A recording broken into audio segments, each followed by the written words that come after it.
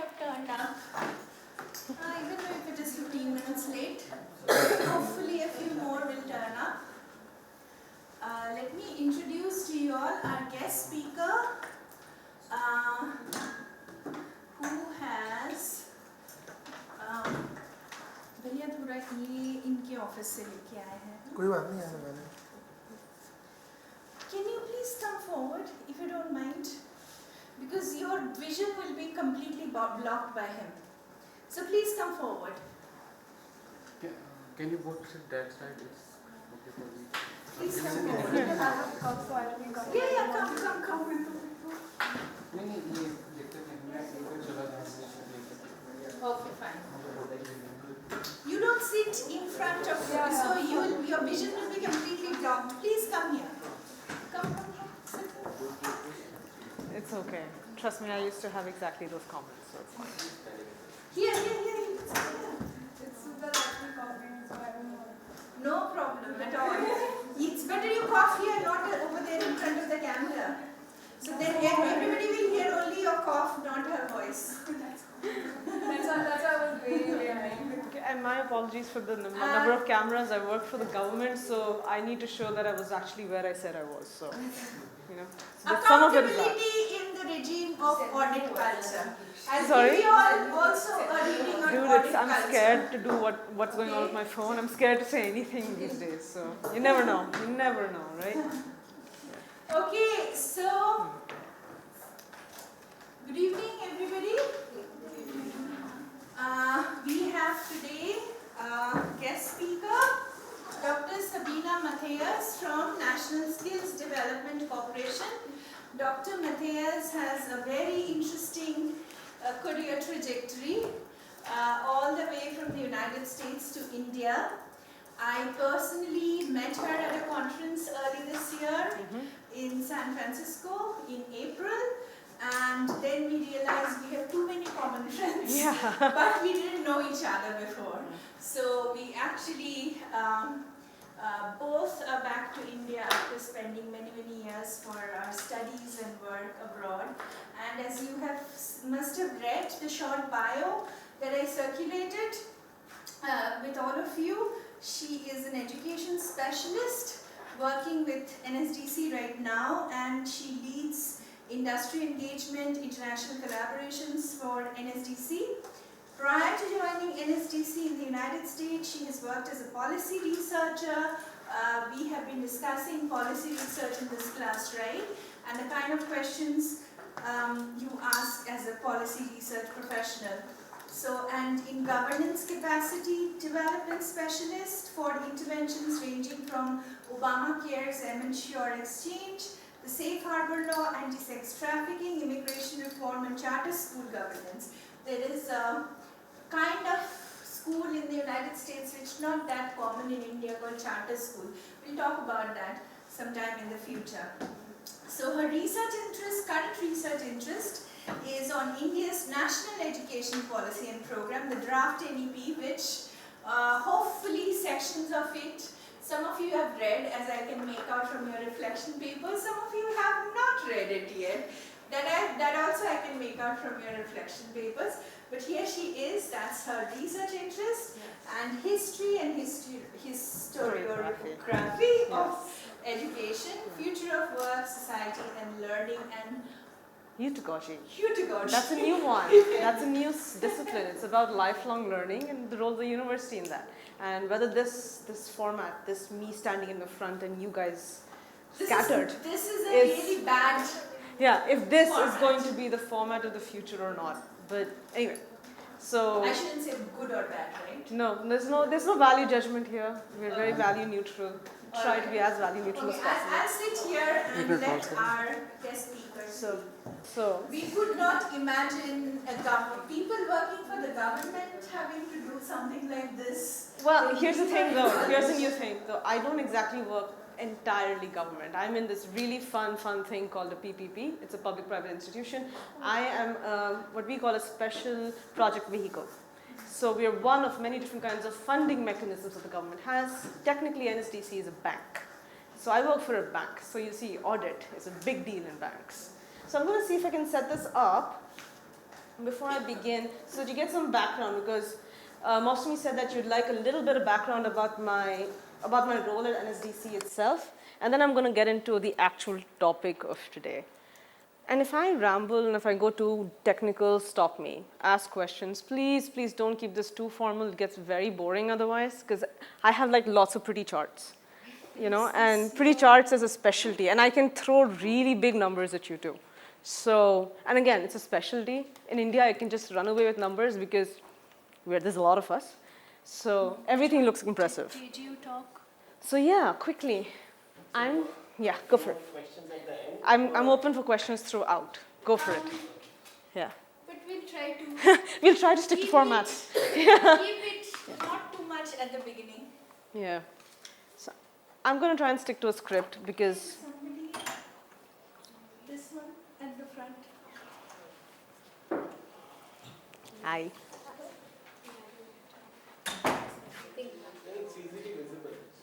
It's okay? Yeah, this is better. Keep all the things at the back on, please. Otherwise it will be too dark. Yeah, this is better.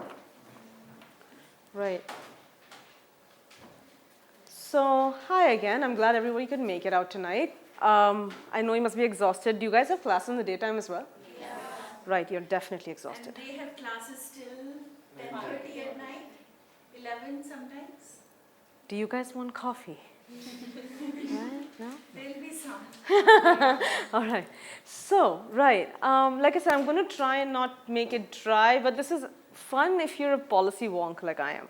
And I'm a major policy wonk. And it's funny that I should be one at all. I started my career as a fashion stylist with India Today. I worked with Cosmopolitan in Harper's Bazaar, and I was instrumental in bringing Louis Vuitton to India. And I mean instrumental, which means that I basically helped them get land. So the malls in Vasant, I'm one of the babies who did it. But I'm a baby. I was one of the babies on that project. But that is actually what, funny enough, got me interested in policy. How people can get special economic zones entirely catered off to a single purpose. And you do that, for example, we're sitting in one right now, the Knowledge City. And this is actually a way of, funny enough, creating assets and creating incentives and creating nudges so that people start thinking of allocating resources in certain ways. And we as a democracy, it kind of gets a little hard to do that.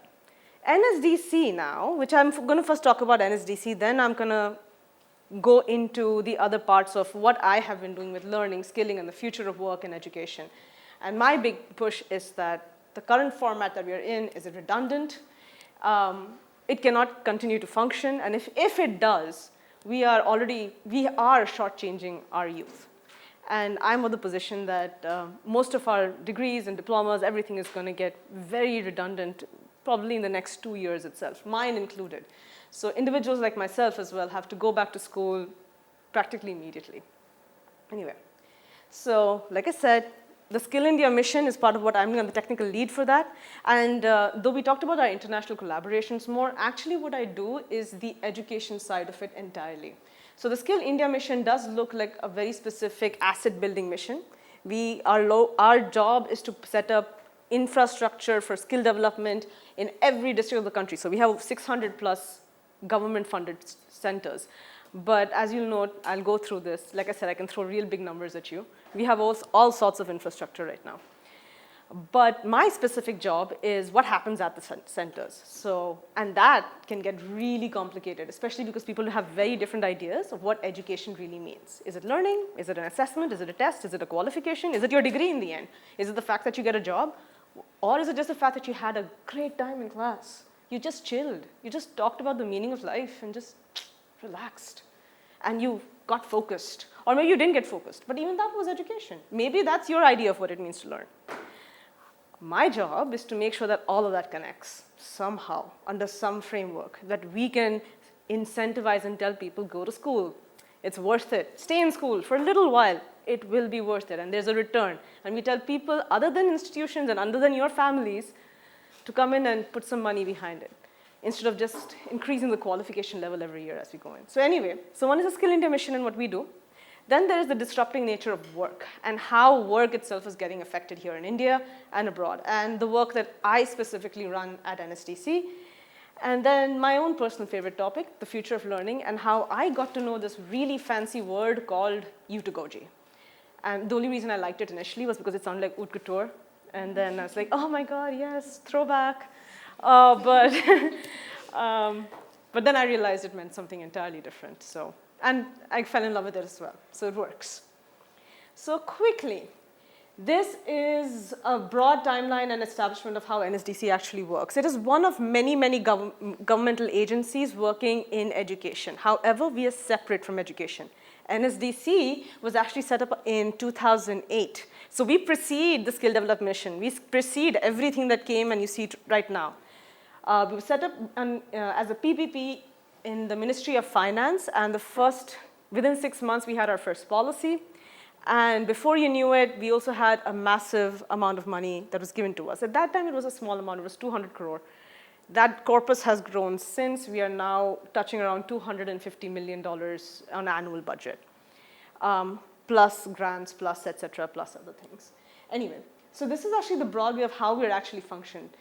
The reason I've not changed some of this out, these two have already merged. So in a span of about 5 years, ever since Prime Minister Modi came into power, we've had more organizational and institutional change than perhaps ever seen in the education, in any learning ecosystem. In fact, the very fact that DGT, which has been running since 1957 oddish, and well, came up with the ministry, DGT is coming since then, that is a massive change in which they start thinking about ITIs and vocational and professional education very differently. So today NSDC comes in and we ask the question, what happens with government money if ITIs don't work? If you cannot go into a university tomorrow, do an electronics degree or a professional degree, or what's the point of your MBA? Whatever it is you're doing, what is the point of it?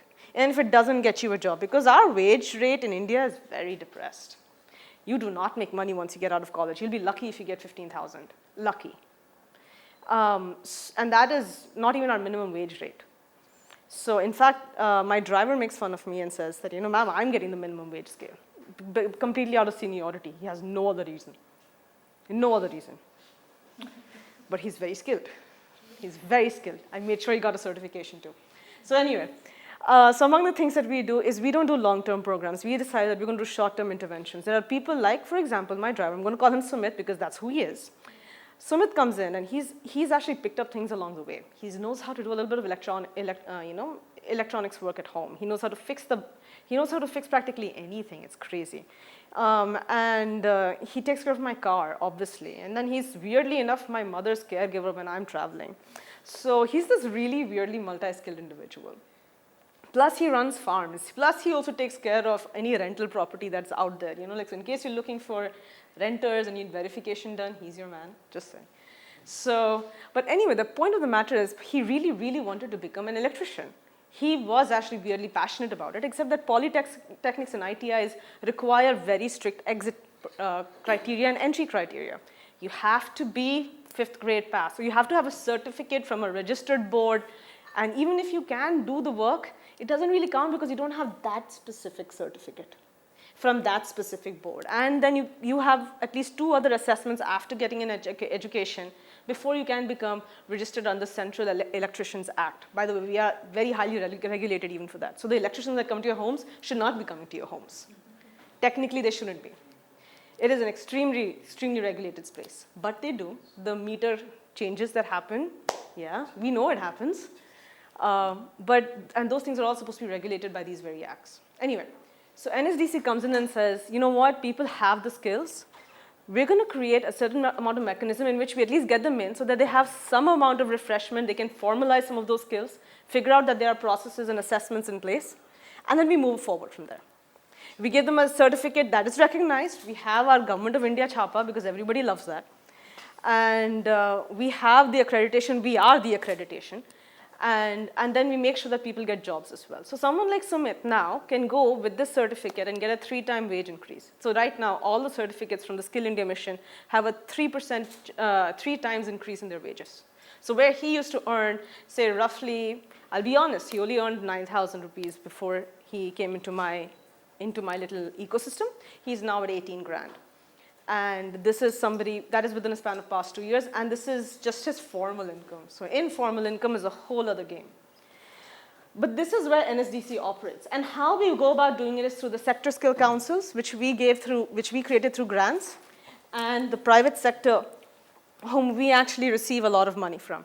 So when I say NSDC is a PPP, the government of India holds about 49% of the share capital through the Ministry of Skill Development, and the Ministry of Skill Development came in 2014. So again, like I said, we precede everybody.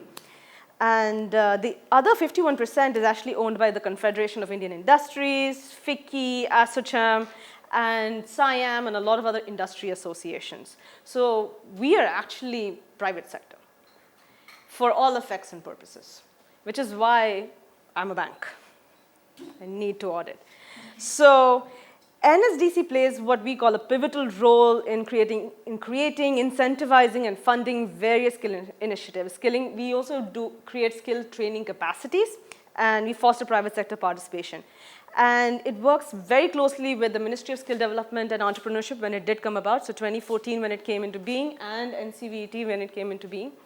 We are the ones who are actually mentoring a lot of our ministers and ministries into the skill development and professional education ecosystem. And we are running all of this through an investment management agreement with the Government of India.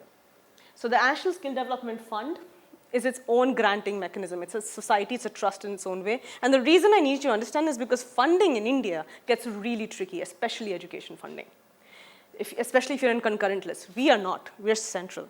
So actually a lot of, again, like I said, audits, a lot of accountability is all centralized. And if you know the Indian government's rules, all of this stuff that we do, 7 years, it's locked down. So that's why the NSDF and us have a very intimate relationship. So yeah, now this is my number slide, and it's pretty fancy, so I want you to just stare at it. Because it gets really tiring to just repeat the numbers, but that's exactly it. So we've completed over 19 million trainings so far in the past 10 years, which is actually, it's the size of a small country, but you know how much of the population that is for us? Wild guesses. 19 million people, small country. Actually, we're more than most Nordic countries, and Sweden, Finland, everybody combined. Any guesses after having 19 million and 1 million people going through my system right now as I speak in front of you every day? 2%. 2% of our population, of our youth population. I'm not even going into the rest of the population. 2%, that's all we've been able to touch with 200 million, and that's all you've been able to do. And it is haranguing. And of that 2 million, of that 2%, only 57% have gotten confirmed jobs. After that, everyone calls, which is a big issue with our statistical systems, what we call self-employed households. And that can get very tricky very fast. My own role at NSDC is as a cross-functional technical lead, which basically means I run the standards and competency-based education and training framework. So when you do a competency-based education and training framework, what I mean is that everybody here is going to have to come out being able to do certain things. You have to prove that you have to do it. You have a portfolio of work that goes out. I have to see that portfolio, and then I assess you. You do not get to pass without it. So creating the standards of that with CII, with ASSOCHAM, with SIAM, with all these big industry associations, that's my job. And it's a fun job, especially when there are multi-billionaires sitting on the table across of you and saying, I need you to put your thoughts down on paper. That's mostly my job. Put it down. Write it down. Great idea, sir. Write it down. That's most of my job. But it is a big task in which we start asking questions that they've never thought of before. Sure, you want a BTech, you want an MTech, you want an MBA, you want a, why? What is the association between learning and livelihood? What does that bridge really mean? And what does it mean when you're, and how are you incentivizing it in your offices? Are you incentivizing it even? Or what's the point? If everybody has to go and sit at their mama's or dada's shop, why should they come to a university? Why pay all this money? Why go into debt in some places? And why be here at all? But what is the bridge between learning and livelihood? And in that way, that is where I come in. We start creating those bridges. We start conducting the studies, and that's a lot of my personal work. So another thing that I do is I work on international technical advisory on training and labor migration, especially the development of institutional contracts for recognition, validation, and accreditation. Which means that if you tomorrow took your degree and went outside, the government of India will protect you, especially if you're a blue-collar worker. You will have health insurance, you will have welfare policies, your passport will not be taken away from you, you have redressal. So that's a big part of my job. I currently work in UAE, Qatar, which has not been successful, that latter one. But UAE has been very successful, and Jordan. And we are actually expanding now to Vladivostok in Russia, and in a lot of the places where you won't imagine where Indians are. We're everywhere. What about the Saudi? Saudi too, yes. Saudi, we have a very special agreement. Take away passports and Qatar does actually, not Saudi as much. And that's why I said Qatar has been the harder one to crack, because there's been the embargo, and so there's not a lot of conversation between the countries. Since we are working with UAE and KSA, they don't like us anymore. So that's been fun. That's been fun. So you learn a lot of things in this job, and it's been great. So this is yes, I do work with Saudi Arabia as well. With Saudi Arabia, it's a very unique program in which they're actually linking to our, like I said, 1 million people every day in my system. They link, they verify, and they give you a special, that's a very whole other thing. So you get a special fast track visa to go and work in Saudi Arabia under special roles. So a lot of I started out as an educational economist. I ended up as an education / labor / some other kind of economist altogether. So if they can come up with an interdisciplinary economist, I'm all in. Behavioral, you name it, psychometrician. It's become a thing now. So yes, like I said, these are my number slides. So I work, and this is my major job.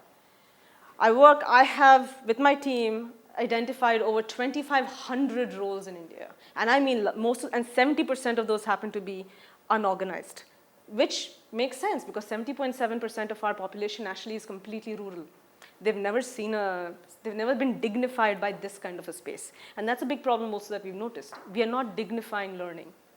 It is a humiliating process. It demeans you, especially for the lower classes. For the bottom billion, it is one of the most demeaning things you can go through because you come into the place hearing that you are necessarily, you need empowerment, you are functionally deficit, and those are things that we are trying to change. You cannot walk into a classroom feeling that you're fundamentally lacking. And all you're going to be doing is at best getting a little edge on that lack at best. So that is something that we've been trying to do by giving the recognition to the roles and the jobs that they do. And I'm not joking, some of the roles that we have identified that, funny enough, make a lot of money are like agarbatti packers. That is a job we try to get them, that's a big role that actually we try to get it recognized in the National Employment Surveys. PLFS, we try to get them recognized because that's actually also a place where child laborers are heavily engaged. Persons with disability are heavily engaged. This exercise has actually helped identify natures of work in India. And it's very different from developed countries. Here we have disguised unemployment. Over there is open employment. You're unemployed, you're unemployed. You're not getting benefits. Here it's what we call disguised unemployment. Anyway, so that has been a massive mechanism for me to do that. But please note, for the most part, this functional part is completely a support function in NSDC. We are ultimately a funding mechanism. So we create capacity. We make massive ITIs. We rejuvenate and create centers of excellence. We have, like I said, 560 training partners, 1,100,000 training centers across the country. It's massive. And yes, we have reach across the country. So now, why has this become a big thing? This is some of the stuff I've already touched on before. We have a mixed economy and therefore a mixed skilling ecosystem. The ITI system has only the 2-year programs. People do not have the time to wait for 2 years before they go out and have to go and learn something. And the per capita income remains among the lowest in the world. It's 5,000 sometimes for BTech graduates, that's it. You do 4 years, 3-4 years depending on which university. 3-4 years and you get 5,000 rupees. It's not worth it. But that is how we are. And at best, you can do what we call the national trade certificates in 150 recognized trades. So imagine the difference now. I'm telling you that there are 2,400 plus and growing trades that we've recognized versus what the government of India recognized about 50 odd years ago. And that's about 150. We have not changed these two. So now these two worlds are trying to talk to each other. They have to. There are such things as farm managers now. There are large crop shares. I mean, it's been a very interesting, like I said, learning thing. But ultimately, we exist in the short-term training space. We do not recommend programs over 6 to 9 months, that's the max. Most of them are 2 months, 3 months, sometimes as short as 12 days. But they're quick refreshers and we get them out into the market as soon as possible. In fact, a lot of our work has been in recognizing the work that is already happening. So a lot of what we do is just recognizing how people are working in India. And this is just me giving a large, broad overview of what we do. I'm happy to take questions before I get into the next part. Yeah, go for it. So, when in the last slide there was something with placements, 51 lakh placements. So, does that differentiate between someone who was already working and then came to NSTC and No. then got placed, or is it like totally unemployed and then placed?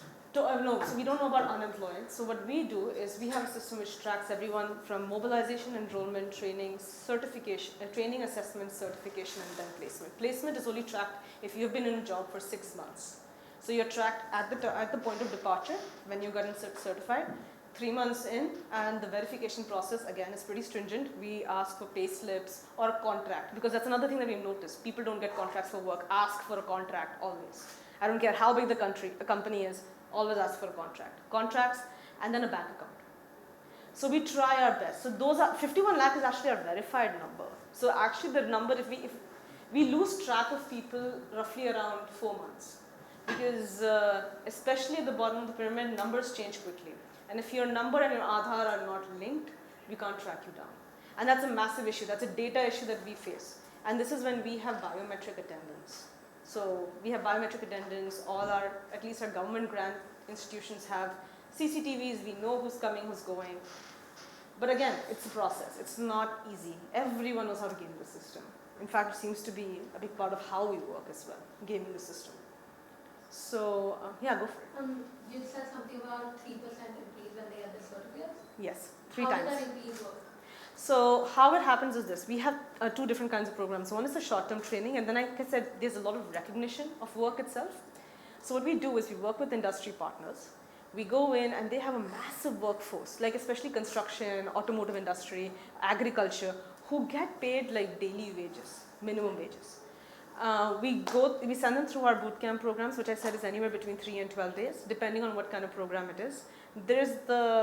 And we try and record, and this is, again, I'm going to admit, our N for recording is roughly around 57, 58 of a batch of 100. So it's not easy to get wage data from people. And contractors are not forthcoming. They will not come and declare to you ki hum itna de rahe hain. So whatever we get, we get. Then we do it at exit as well. At exit, we also look at how many other places, like I said, exit for us is 6 months after an intervention. So we'll do it at that point, what the wage rate is, 3 months in, wage rate as well, and then at 6 months. And that's how we got that amount. So when it comes especially to daily wage, we've seen this the best increase. So the same industries will pay you higher if you have a certificate from NSTC? Certificate. So they legally have to pay them more because No. they have a certificate? No, no, They no. should be paid. No, there's no should, there is no have to, they choose to. So industries are choosing to pay people who have a certificate or proof of skill. There's a choice here. This is one thing that I have to admit. We do not penalize. NSDC, we are not the penalizing mechanism in the whole thing. That's what the ministry and NCVT and the regulator are for. They will do all the penalizing. We are the nudges. We will incentivize these things. We'll say, you know what, we'll give you the facilities. You need training, I understand small scale industries, they can't, smaller places or MSMEs, they can't go around training their shop guys, who don't know how to use POS machines, they can't do that stuff. We come in, we'll set up a boot camp, we'll do it for them, and then we'll track those guys. Where? In the wage market, yeah, there is. In the labor market, as I'll keep going, you'll note that there is an immense amount of lack in it. Majorly because, again, it's how we track unemployment. I don't know how many people know what the PLFS data is. So it's a periodic labor force survey. So it just very recently came out 2017, 2018, and our urban and we are at an all-time low when it comes to labor force participation. Female urban women who have degrees, who have higher education degrees, are at their lowest since the 1990s. We are at 15% in urban areas. 15%. In rural areas, it's a little better actually, 18%. Yeah. Doing a little better in the rural. Thank God. Yeah, go for it. About this, the training programs which you guys do, how do you track the process? Like, for example, the previous internship where I experienced was some training programs were given, but as soon as the program is over, they go back to home and nothing is carried forward. So, like, how do you guys carry it forward? Like, you just mentioned that you guys track on it. So, how do you do it? So there are two things that we try and have to differentiate between. One is the output. Now I can't take accountability for a firm's output. You know what I mean? So like they might give you the program, but they might just not take care of you. They might use your data and they might give me a false report, which happens. All of this stuff happens. We have a margin of error that has become normalized now over 10 years, so we calculate it based on that. We have no choice. That's what we are doing at least, and then there's a regulatory part that comes in. Then we go back to our regulator. We point it out. But you have to think of the scale. Some of where this happens is sometimes in extremely far and difficult areas. Like some of the places that I have training centers and where I can't put up a center, we send buses that go in and go out. It's like the Naxal infested areas. We have a bus, it goes in, does a training, comes out. Goes in, comes out.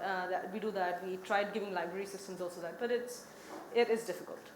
It is difficult. Majorly because again, we do not have formal industry. Formal industry again by according to our annual ASI data, which is the annual survey of industries, again is very low. It's only about 23% of our total GDP. These are fun facts. And another one I highly recommend anybody. Is anybody really interested in education itself? Because I'm a complete wonk. Education, great. So you should look at the Asar studies. How many people know what the Asar studies are? Right. Pratham rocks. So Pratham, so the beauty of Pratham is because they basically give us a slap in our face, especially when it comes to early childhood education, is because another problem that we face is, okay, this is adult education. What we do, not here anymore, but what we do is adult education.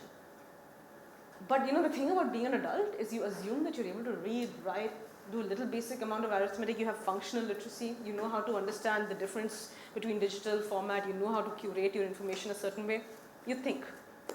Unfortunately, we don't. ASAR data has shown us very recently in the last cycle, the 2018 cycle, that an 18-year-old cannot even read at a grade 2 level. And that is our basic information, at grade 2 level. And then people come to us and say, why aren't they getting jobs? Like, they can't read. I can't force someone to hire someone who can't read. I can't do that, that's not my job. But we have that situation. That is our formal education, funny enough, has failed our country. So where we had long ago, when we got our constitution, we were supposed to have 6% of our GDP completely dedicated to education. We have never crossed 3%. That has been the highest. At this point, we stand at 2.08. It has never been lower. So yeah, so there's the doom and gloom part of it. But the next part is a little more interesting because I feel like there's a lot of opportunity here. And this is where I started getting interested. So, as Man said, I am a historian, technically, by training. So I'm a historiographer, so I look at how trends and ideas change over time, especially when it comes to education. So it gets really fun when I get to forecast. So looking at historical data, looking at how we've been acting before, I've had some insights into the future. And right now, the future of work is such a sexy topic. World Economic Forum, World Bank, everyone's excited about how we're automating jobs away. It's really fun right now. So I just happen to be forecasting at the right time, just saying. So I don't know how many of you guys know these two. This is Mr. Frey and Osborne. They came out with a study in 2013 that found out an index based on all the occupations in about 700 occupations, and added an index of how likely they are to be susceptible to automation. How likely is your job going to go away to a computer? And we decided we're going to play with this. It was the only one, and then they came out with a study, and it caused a massive uproar. In 2013, they said that 67% of American jobs are already getting automated away. We are in the yeah, I'm actually going to read this part out because I can't remember all this stuff. The World Economic Forum officially linked the future of jobs to the fourth industrial revolution in its 2016 report and called for a strategic focus on skills. According to the World Economic Forum, 35% of the skills demanded for jobs globally will change by 2020. So we're done by next year, just saying.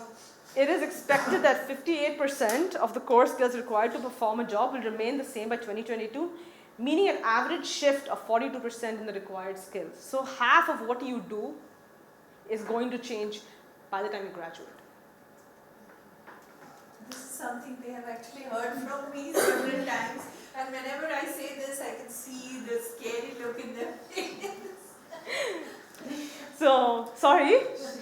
No, but that's what I mean. That's where the last bit of my conversation does come in a bit. I really think we need to shake up the way we learn and why we learn. So I promise it's not all doom and gloom, I swear. I started in fashion. So, just saying. So, and I have a weirdest trajectory ever. Nobody goes from fashion to working in human trafficking, and then now I'm going to advise the government on what it's like to do adult education. Fun times. So, we can have that discussion another time. Do not think that you have only one career in life, please. So, yeah. But we decided to figure out how relevant is this doom and gloom about automation relevant to India. So, because 90% of our economy is informal, like I said, 70.7% of our population anyway live in rural India, and we have among the lowest labor costs in the world. So, multiple pundits like Mohandas Pai argue that it would be years before automation would be more cost-saving in India than buying cheap labor. On the other extreme, People Strong, which will be one of your major recruitment places in case you're interested, estimates that 23% of jobs lost to automation globally by 2021 will be in India. So, irrespective of whether automation risks play out in 3 years or 10 years, India's skilling strategy, which is what I do, needs to be cognizant of it today.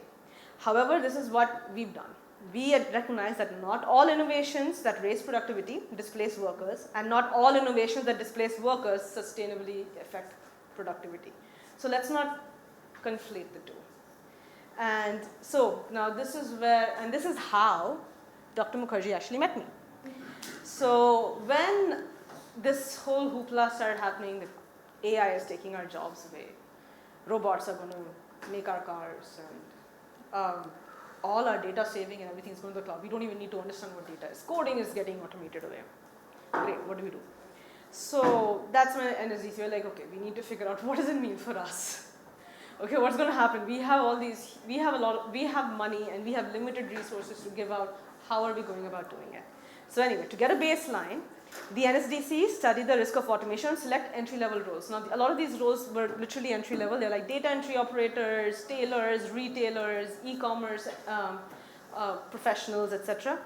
And as expected, the likelihood of automation in an occupation had a negative impact on the placement rate. So the more likely you are, likely there is that automation is going to affect your job, the more unsustainable your placement is. In fact, then we went district-wise, and this is what it is. So the higher the automation in districts, so sometimes there's an entire cluster, like for example, Bangalore, they have a huge bunch of clusters. I'm going to go a little outside, about 10 kilometers from Bangalore, there's an entire cluster that's dedicated to data cleansing. That data cleansing is going to remain non-automatable, but data updation is automatable, and it's the strangest thing. So certain part of the same role are getting automated away. And the more clusters have of automatable roles, the higher there is cluster base. That means in any given geostrategic region, there is going to be mass unemployment. It doesn't matter what you train people on.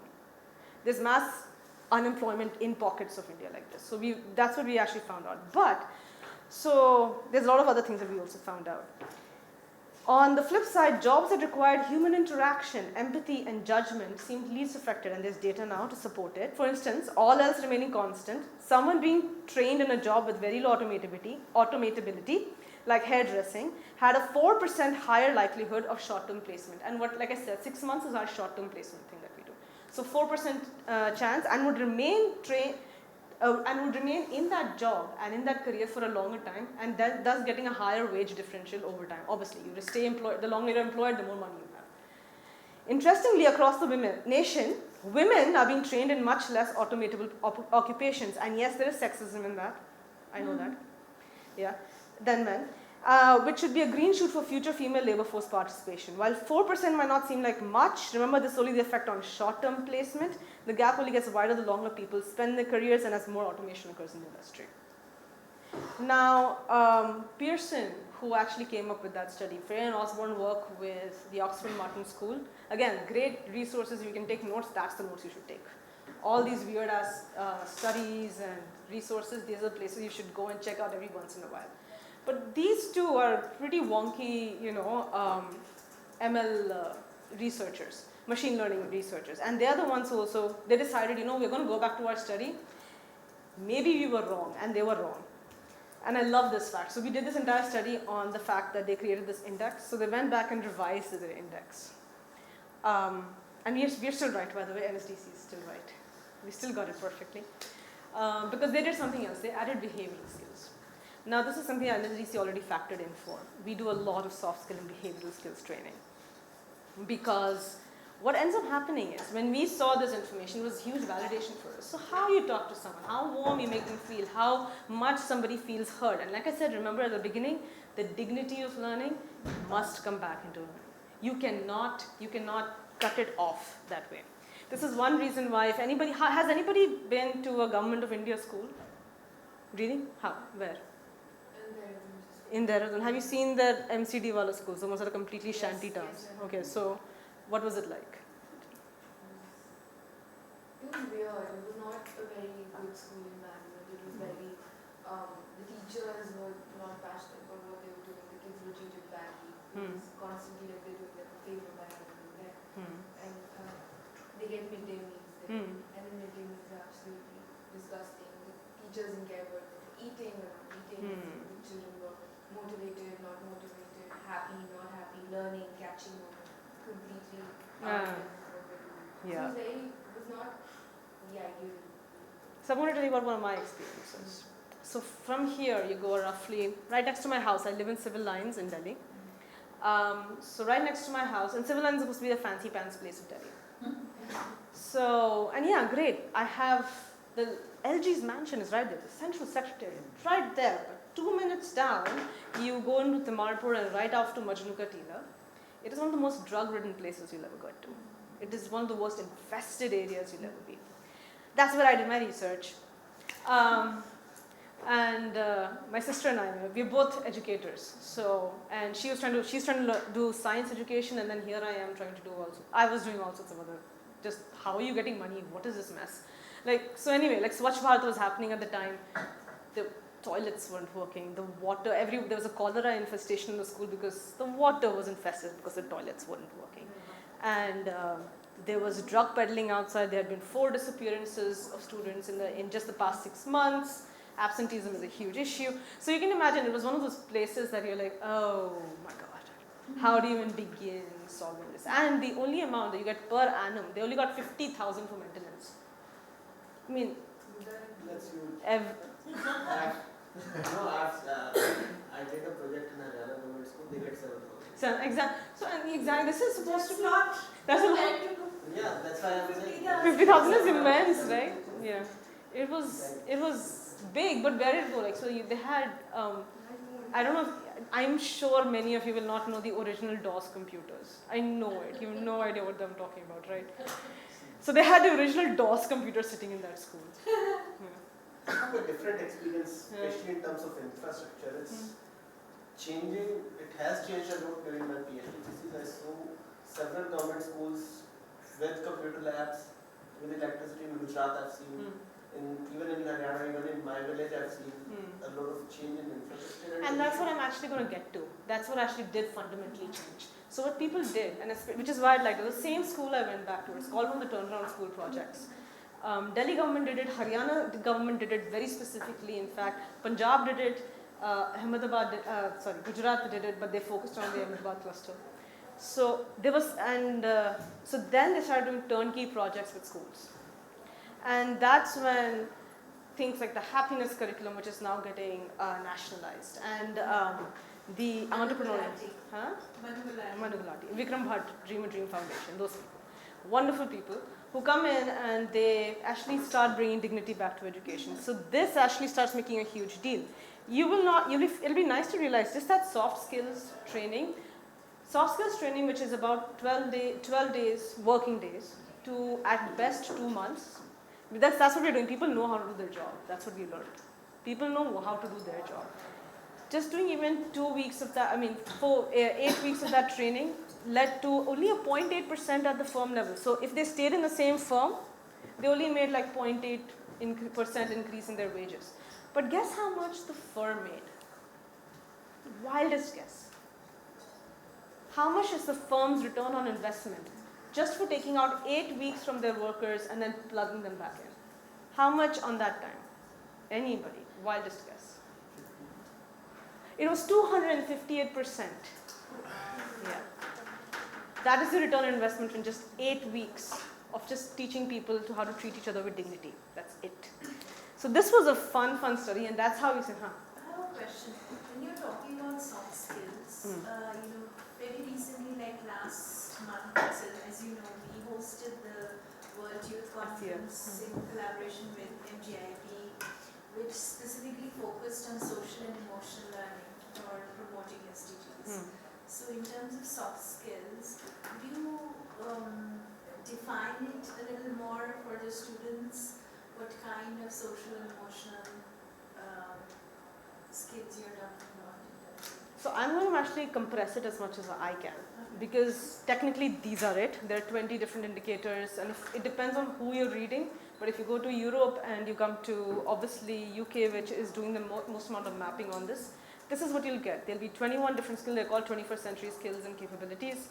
And I'll probably send this map to you, but if you want, it's completely available on Pearson EDU's website if you're looking for it, right? Either way, the thing about this is that it maps out 20 different skills. A lot of them are around care, and this is me summarizing: care, curation, custodianship, and community. So when I say care, it's about empathy, how you connect with people, how you make them feel, etc. All those people skills that bring you closer and actually even take care of yourself. It comes also about right down to how your self-awareness, because when you're self-aware, you know how to care. Otherwise, you don't know where you're coming from. Otherwise, you're just giving without knowing what's going from you. So one is care. The other one is curation. Curation is a big thing. It means how do you filter information that comes in. You're going to get information. In fact, that's a big part of it. We're an information-heavy society. And now our biggest concern is how do we know what's real, what's not? What is relevant and what's not? Do I really need to know this? Everyone tells me I need to be a data analyst yesterday. Do I really need to be, can I, there are data analysts sitting outside IBM right now, not getting jobs. I thought AI was taking them over. What is going on here? So that kind of curation, how do you look for information and how do you realize what is good information, bad information? Curation is a big part. The third one I realize is a lot trickier, custodianship, in which you start taking accountability for everything you say, do, and be, and believe. It's a little bit more than just saying, I have an opinion, I think climate change is not going to happen, I think it's a huge lie, people suck. This is just nonsense. I think Greta Thunberg is just making it all up. Opinions are very different from facts. Opinions are very different from well thought out, accountable communication. And when I say accountable, active communication, it means that you're coming from a basis of research, of having done the care and the curation early on, and then saying, look, this is my body of evidence, this is my body of proof, and then now I can come and say, I think this. I do not know this part. So if you come to me and say, bring about something that, okay, maybe this is a problematic area, I have no idea, but maybe you can explain it to me. Show me how. But how do you even engage with those kind of, because you take accountability for your knowledge and your non-knowledge, and that's a big part. I feel is one of the biggest parts of the next generation skills. Again, you'll see that a lot of it comes up here, which people will call critical thinking, etc. But custodianship also means, yeah, I just take accountability. Yahi tak ho payega, iske aage nahi jitna ho payega. Way over my pay grade. But knowing when to say this is over my pay grade is a very big deal. And the last one is community. Once you've done your self-care, you've curated your information, you've taken accountability for what you're going to stand for and up to what degree, and you've built your boundaries or whatever you need to do. How do you build community out of it? How do you reach and you build a community of workers, of peers, of learners, or whatever it means, irrespective of what is mandated. There is a lot that's mandated. Irrespective, how do you build a community and say this is how we're going to move forward? And this is our manifesto. This is what you're going to do. And I feel like in those four things, a lot of the sustainable development skills that we talk about are coming in, 21st century skills are coming in, and it's the same thing, different words, it's like, how do you teach, how do you learn better, and it's the same thing, curation, caring. How do you do, what is critical and analytical thinking, what is self-awareness, what is self-accountability versus other accountability, and I feel like a lot of that pretty much kind of encompasses these, like this little pithy I came up so that I could just answer exactly that question. What do you think? But I feel like there are a lot of different frameworks. SEL happens to be one of the better frameworks for individuals like me who's a teacher to come up and say, yeah, I need to come up with ideas on how to make people feel not just welcome, but when they get out of my classroom, they're asking better questions. Everybody seems to have answers. The idea is to get people to ask much, much, much better questions. And that's where I come from. So this is what we are saying, the skills that are coming in the future. Like I said again, check out this study. It's been pretty innovative. But I'm actually going to go a little further about it. So, our biggest concern now has been that technological advances such as AI, augmented sensing, and additive manufacturing hold immense amount of process. They are considered enabling technologies in design, measurement, and materials. And my interviews with many companies have found that they consider themselves at very early stages of adoption. And they're also trying to figure out how to collect and structure data such that they can even apply these companies in. So guess what? Fun things, manual labor, cognition, and processes still remain integral to even bringing in the new technologies. You still need people to bring in the technologies. So it's nonsense when you say that your job is going to get automated away. Someone's going to teach the software to do what it has to do. So you're still going to be relevant. So what is happening now is this new generation. So I have no idea exactly what I am. I've been told I'm the earliest millennial. I grew up with, that's how I know what DOS computers are. I know what a mixtape really is. But yeah, so Generation Alpha, which has completely grown up in a fully realized digital age, in which nothing but digital information is first available to you. And UB, India, is leading the charge in this, with 730 million internet users already, and of which 73% is in newest income growth, and 75% is in rural areas, 75% is in local languages. So we have the maximum amount of languages in any country, 1,417 operated languages, 21 used officially, but we don't have an official language, so 21 used across the country. And 70% of all our e-commerce is happening on mobile phones. We are actually the alpha generation. But also, because so much of it is online, that is where our employment data starts getting fudgy. That's when we start saying 46% of them are self-employed. They're in the gig economy. 2% of them are hiring only 10 people or less, which could mean they're just hiring themselves. It's their savings account that things are going into. It means nothing. So this was a big part of my research, and we realized that the future of India especially is this. It is going digital, but it's going digital in very different ways. It's not going digital in the way that everyone thinks we're doing AI or ML or whatever.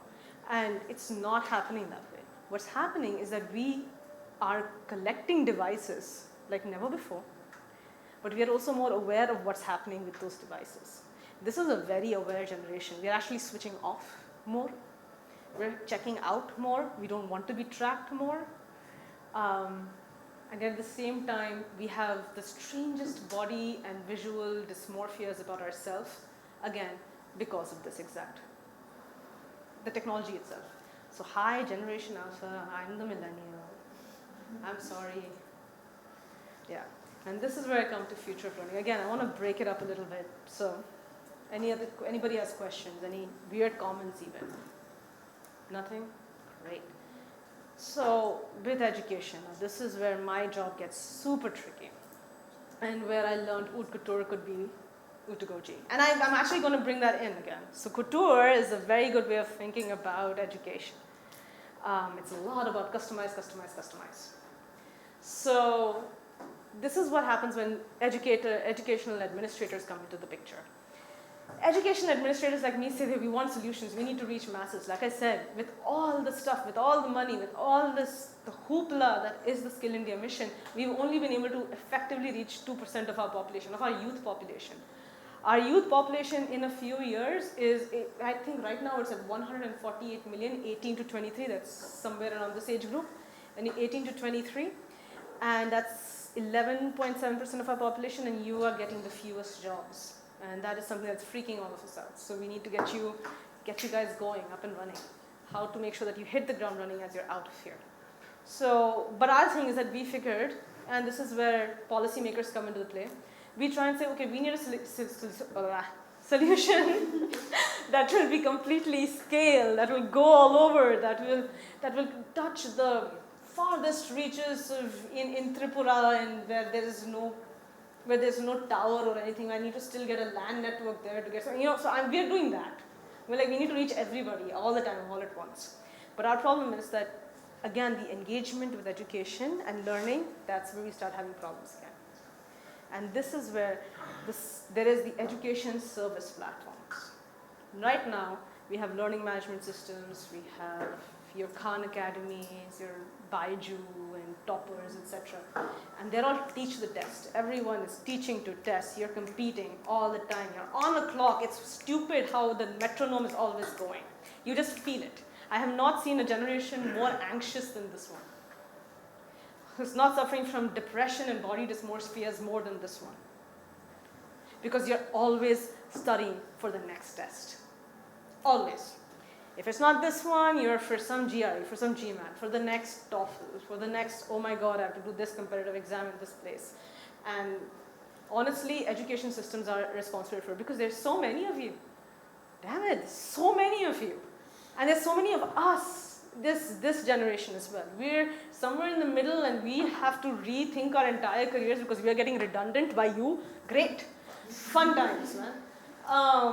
It's very difficult. So how do you build a system that allows these kind of different learners to come in the classroom and still be able to talk to each other, where I can still make a stupid joke about mistakes and some of you laugh.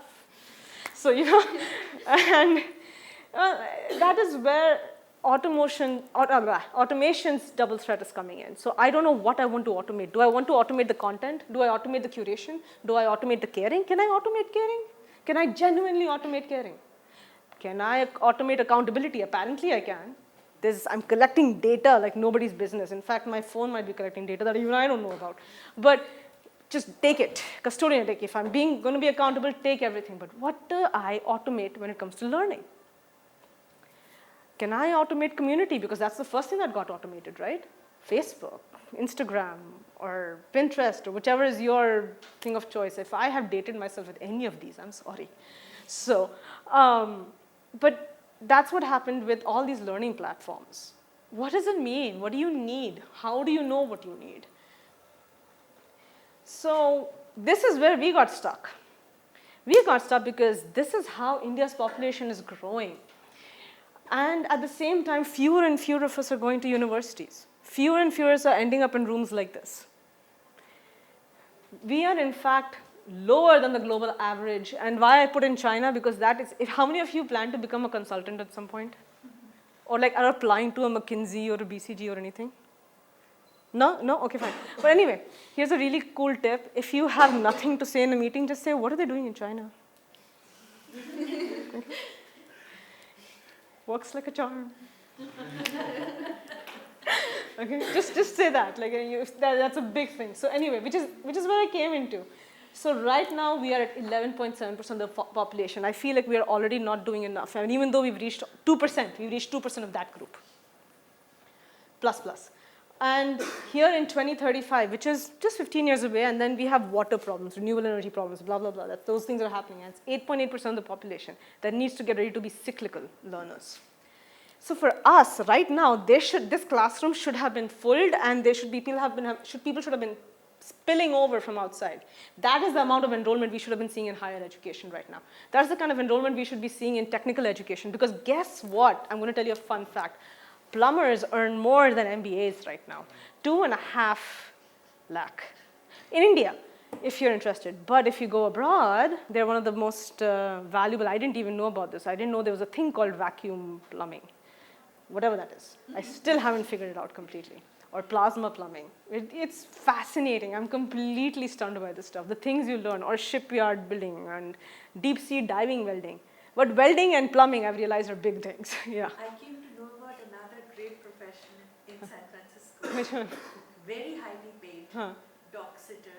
I know, right? Yeah. It's like One of the most highly paid professions dog and walking. all the San Francisco, apart from all the Google guys and Facebook guys, all the Silicon Valley people, the next to the Silicon Valley wages, the highest wages are the dog sitter. I even saw several of them on the streets. Yeah. Or my favorite thing, the new Ten profession. leash on both hands, and they're literally walking the dogs in the streets. I've heard dog whisperer lately, so that's a big one. I've actually had, it's a very bougie thing to do. I'm just like, seriously, Yeah, you were saying. Yeah, so I'm asking, why do we need to catch up to or reach a GER of 70% in higher education institutions when right now whatever higher education institutions are producing is rubbish? And two, it's not necessary that now there is a fact that there is inflation, the degree inflation, when whatever job requirements was there for a particular job, it was 8th grade. Yeah. 20 years back. Now it is like you require a graduate. Yeah. So it's not that the skills are changing, but the degree requirements. So why should we focus on that? Here's one reason why, and this is again I'm going to talk about which is where I was going to go with this. Thing is that again, if you notice the beginning, I talked about part of my job is institutional contracts. Some institution is going to have to curate information for you at some point, right? As you become an adult, I think roughly around 14, 15 or so, you start realizing, dang, I need to figure out this race.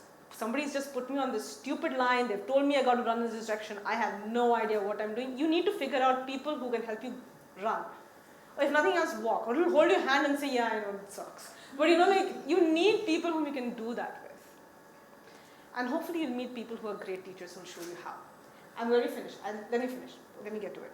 So when I say higher education institutions, I mean forums or platforms that will help you get that curation in.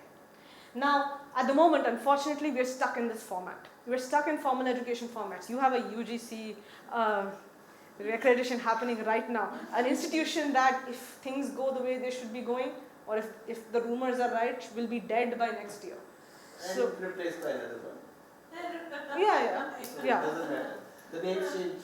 Names change. Atma Remains the same. Shareed badal jayega. But still, even that will make a difference. Why I'm saying, because I'm on the committee. So, the thing is that my big push is this, and this is where I am coming in, that higher learning, I think more and more of us are open to it very early in life. I think my own education, I taught trauma victims actually in Minnesota. A part of the many weird jobs I've had, one is I taught trauma victims, people who were who had been trafficked, who had been drug addled and had to be reintegrated into education. So, but you would think that they would have softer brains because they've been shooting up meth since they were 7. But funny enough, you talk about complex ideas of philosophy, you talk about complex mathematical modeling, they're in. There's engagement there, there's a state of flow that happens there. Higher educational learning, which is why I am saying the future of not institutions and not education. I'm worried and I'm concerned about the future of learning. How and where are you going to learn? And what can I do about it? I'm in a place where I can do something, what can I do about it? Because yes, right now, at this point, if we continue in our thing, we need to have reached this point already. We need it to. If we are going to say that places like OPJGU and like DU and like Ashoka and all are the future, then this is where we should be. There is no doubt about it.